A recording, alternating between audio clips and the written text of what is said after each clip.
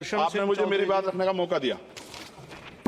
श्री दर्शन सिंह चौधरी जी। देखो सब धन्यवाद अध्यक्ष महोदय जी। मैं आज अनुपूरक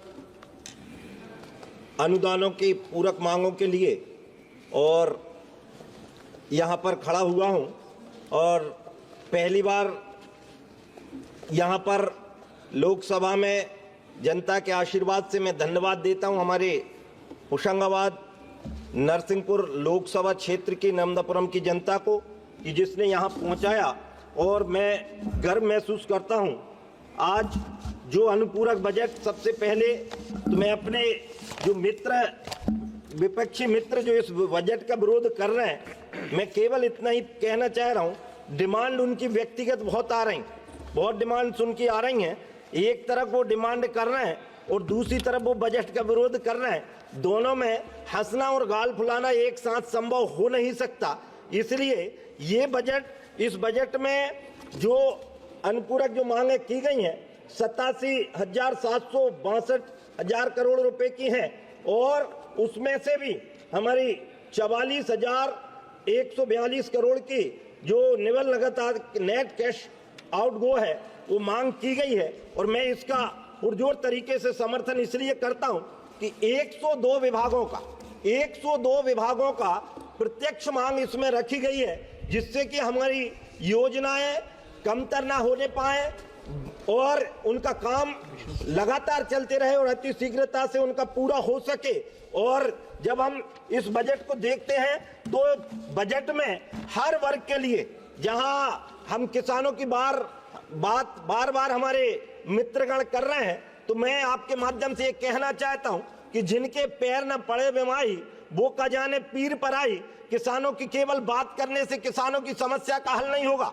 ये वो ही भारत है जिस भारत में कोई किसान का बेटा किसान नहीं बनना चाह रहा था, लेकिन आज उल्टी स्थिति हो गई है। आज IIT करे बच्चे भी खेती और किसानी की ओर लौटने लगे हैं। आज किसान को अपने खेत में उत्साह के साथ उसकी फसलों में अंतर आने लगा है, और अंतर ऐसा आया है कि मैं जिस क्षेत्र से आता हूं उसमें एक फसल पैदा होती थी मुश्किल से, जनरेटर से खेती होती थी।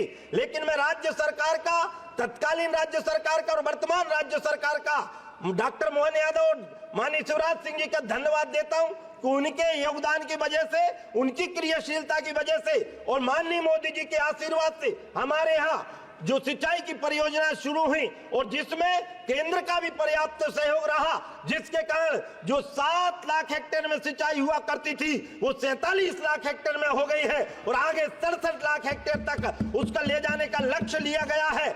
एक समय जो पर कैपिटा इनकम हमारी हुआ करती थी वो केवल 11,000 रुपया, और ये शर्म की बात हुआ करती थी, लेकिन अब 1,40,000 रुपये से ऊपर हमारी पर कैपिटा इनकम चल रही है। अब धीरे धीरे हमारा मनस स्तर भी बदलते जा रहा है। हर क्षेत्र में जहां तक खेती किसानी से लेकर अन्य कोई जितने भी विभाग, 102 विभागों का, चाहे वो सिंचाई की बात हो और चाहे वो युवाओं को लेकर हो, चाहे वो खेलों को लेकर हो, एक विभाग के बारे में इसमें, चाहे हमारे पर्यटन मंत्रालय को लेकर हो और चाहे हमारे आयुष मंत्रालय को लेकर, परमाणु ऊर्जा को लेकर हो, हर में नया बजट मांग करने की माननीय वित्त मंत्री जी ने जो मांग की है, हम उसका पुरजोर केवल तरीके से समर्थन नहीं कर रहे, बल्कि जो कुछ सहयोग हो सकता है, क्योंकि ये एक प्रक्रिया है जो लोकसभा में पारित होकर ही आगे बढ़ सकती है, इसलिए पुरजोर तरीके से हम उनका समर्थन भी कर रहे हैं।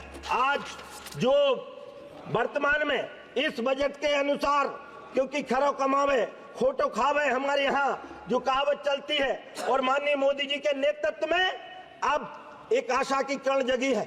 2014 के पहले का देश निराशा के दौर में गुजरा था, उस निराशा को आशा में बदलने का काम किया है।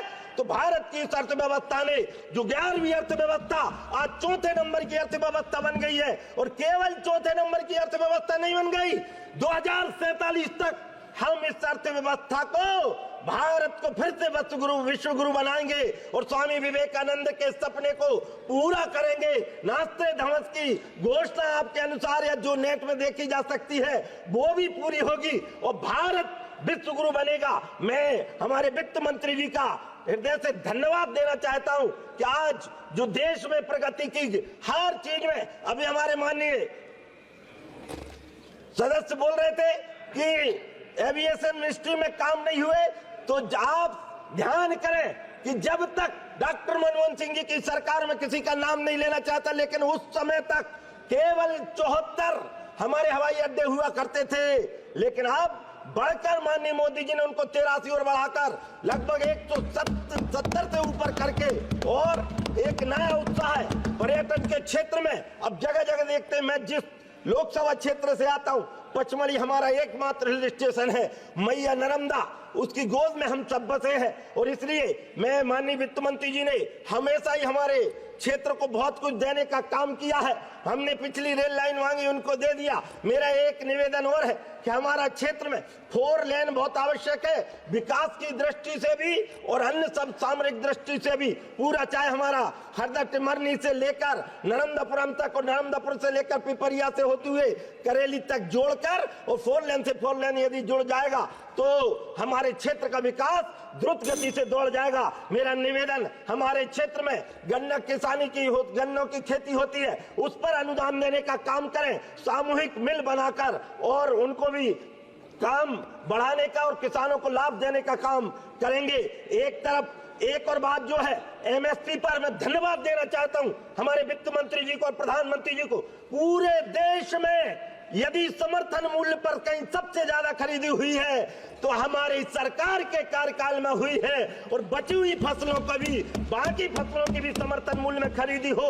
हमारी धान और बासमती हमारे क्षेत्र में बहुत होती है, जीआई टैग की मांग तो करी है, लेकिन इस पर प्रॉपर इसकी एमएसपी भी घोषित हो जाए, ऐसी मेरे निवेदन है। और इस बार बजट में प्राकृतिक कृषकों को अतिरिक्त राशि देने का काम किया है, इंफ्रास्ट्रक्चर के लिए 1 लाख करोड़ देने का काम किया है।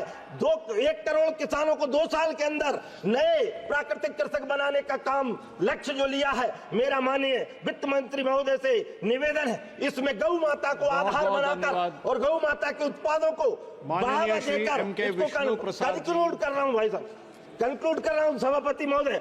मैं निवेदन कर रहा हूं कि गौ माता के आधार पर उन उत्पादों को, और इसमें एक और बात मैं कहना चाहता हूं कि कोऑपरेटिव बैंकों को इसको और मॉडर्नाइजेशन करते हुए इनको जीवित करने का काम किया जाए। माननीय मोदी जी ने जो वोकल फॉर लोकल की जो योजना दी है, आज गांव का युवा उत्साह से भर गया है। नरेंद्र मोदी जी भारत के लिए वरदान है, और मैं तो उनके लिए कहूंगा कि 1000 बुझे हुए दीपक एक दीपक को नहीं जला सकते, लेकिन एक जला हुआ। धन्यवाद। माननीय श्री